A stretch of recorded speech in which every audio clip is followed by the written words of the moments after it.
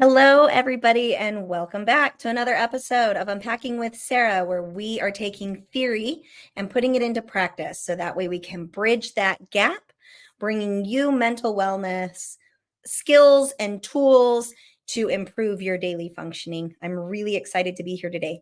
After last week's session, I was having a conversation with a really good friend, and he said, "Hey, you were talking about right versus wrong, positive versus negative, and I really liked how you said that you can take your emotions and you call them, let's judge them on comfortable versus uncomfortable and all the varying degrees inside." He said, when I was in therapy, I learned that that was like adaptive and maladaptive. And so I have adaptive emotions and maladaptive emotions. And I went, great refrain, but.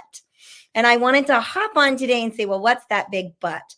The big but is your emotions aren't necessarily something you have control over. They just happen. They're a physiological response. And so I'm going to say we don't have adaptive or maladaptive emotional responses. Our emotional responses just happen. However, what we do with those emotional responses, that's where the adaptive and the maladaptive really kicks in. So today I really wanted to kind of talk about that. Well, what does this mean? What is this, counselor lingo, adaptive versus maladaptive? And what I want to say is that if you look it up, like what do these words even mean? Well, adaptive means I'm able to adapt in a way that improves my functioning or my thinking in my environment. Like I'm becoming more of who I want to become because I'm able to adapt to difficult emotions, whereas maladaptive literally means I cannot adapt. Oftentimes what happens is that when we get caught in these behavioral patterns that are consistently maladaptive is we create this habit where we can't grow, we can't change, we can't meet the goals that we're trying to meet because we're stuck in these lack of adaptive behavioral patterns, which kills curiosity. It hinders our ability to cope with difficult things. I kind of like to think of this as like a toddler. If every time I don't get my way, I lay down on the ground and I throw a big ass tantrum, well, then I'm never going to learn how to adapt. I'm not going to learn how to advocate for what I want. I'm not going to learn how to take the time and communicate. I'm not going to learn how to figure out a way to get what I want on my own because that initial response is hit the floor and throw a tantrum. God love our terroristic 3-year-olds. Love them to pieces. Very maladaptive behaviors there. Adaptive and maladaptive is once again neither good nor bad. We're not here to talk about what's right or wrong, good or bad. It's adaptive or maladaptive, meaning there's a huge spectrum here of how well we're able to adapt or shift or change in our environment in ways that bring us to the end goal that we have of being true to our authentic selves and to meet our goals and to change behaviors or to improve our communications or our relationships with others. Like that's the goal. And so adaptive is usually referred to as healthy and beneficial. And yeah, that's great unless you're adapting in such a way that you're people pleasing all the time and giving everybody the opportunity to walk all over you. That would be maladaptive. So just because you can adapt does not necessarily mean that that's a good or a healthy thing for you. And look, I just used the word good. It doesn't meet the needs that you're wanting to meet. Whereas maladaptive, they say can be less healthy or it can be harmful. And I would definitely agree with that. Maladaptive means you're stuck.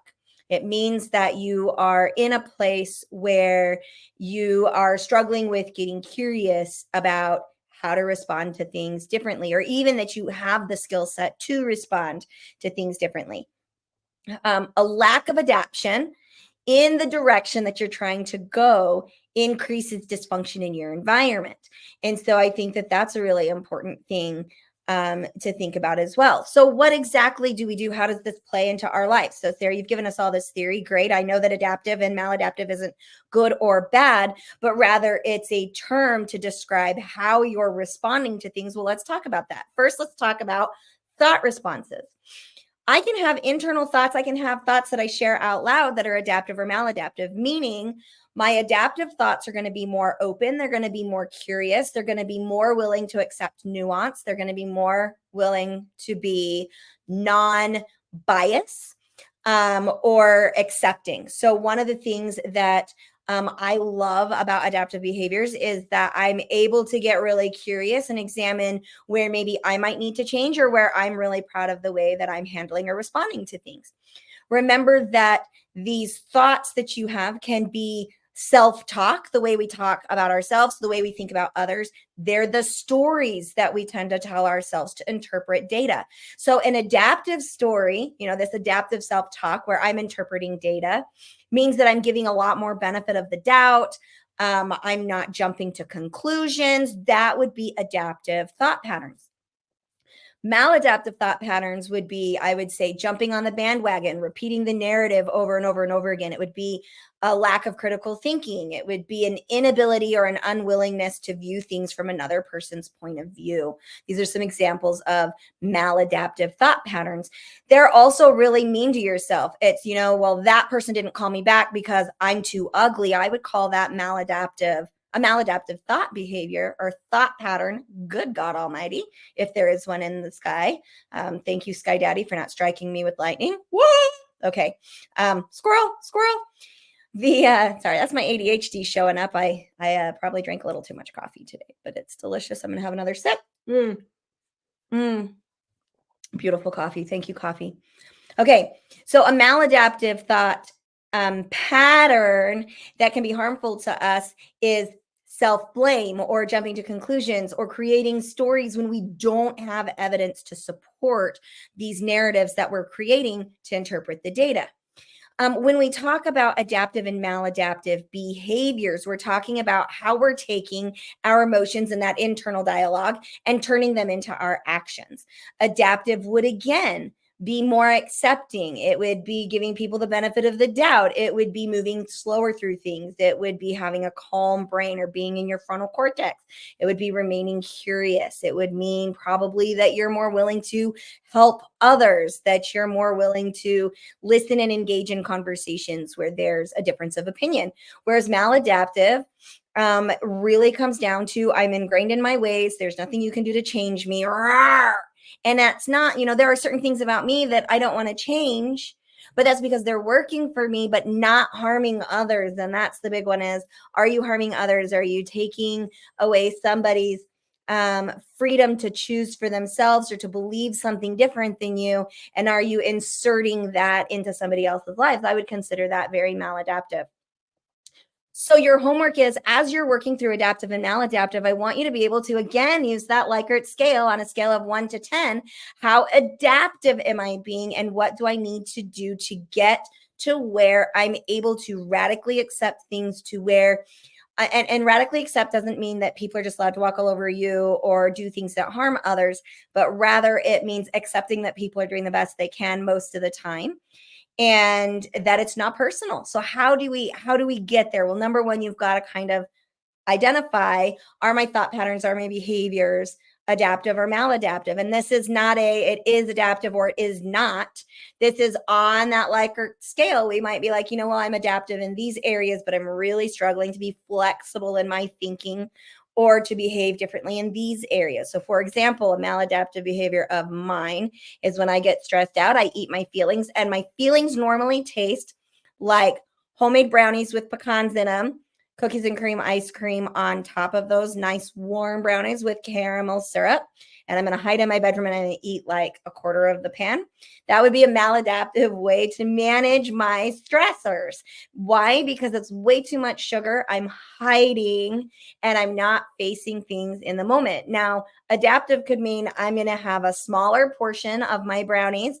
I'm going to take these 30 minutes alone and I'm going to work through my coping skills better so that when I come out of my room, I'm better able to verbalize needs, wants, opinions, advocate for myself, and cause no harm to others. So the eating of the brownie isn't necessarily the maladaptive behavior. It's the hiding and avoiding that is maladaptive. And so I want you to be able to identify, where am I at on this? Is my brownie making me a 10, or is my brownie just a tool I'm using to numb out? What can I do to stop numbing out and get back to a place of active, intentional responses with my thoughts and my behaviors so that I can be coming from a place that's more adaptive. Hope that helps. So identify it and then get curious about the roadblocks as you get curious about those roadblocks. So for me, it's what's causing me to hide in my room. Well, I'm feeling overwhelmed and overstimulated. Maybe I can come out of my room and engage with the world once the noise level comes down. Okay, well, maybe that means I need to go out of my room and say, hey, everybody, can we turn off the television and turn down our music, get our earbuds out of our ears, and let's all talk to each other in normal inside voices rather than yelling over music and the chaos because my brain cannot handle it. That would be an adaptive response, adaptive thought patterns. Hopefully that helps. So measure it 0 to 10. 10 being the most maladaptive, chaotic, horrible, whatever, not bad, just challenging, versus 0 being, hey, we're good here.